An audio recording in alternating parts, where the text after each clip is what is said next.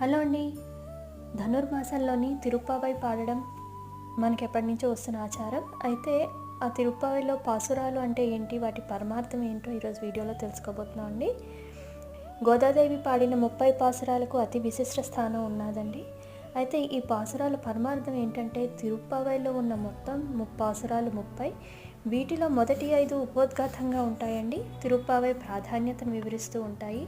అంటే భగవంతునికి చేసే అర్చన మొదలు నివేదన వరకు అన్ని ఉపచారాల గురించి చెప్పబడి ఉన్నది. అలాగే తరువాతి 10 పాసురాల్లోని చెలులతో కలిసి శ్రీరంగనాథుని సేవించడానికి గోదాదేవి వెళ్తున్న సన్నివేశాలు వర్ణిస్తూ ఉంటాయండి. అలాగే చివరి 9 పాసురాలు పూర్తిగా భగవంతుని విలాసాన్ని ప్రకటిస్తాయి. చివరి పాసురంలో ఫలశ్రుతి చెప్పబడి ఉన్నదండి.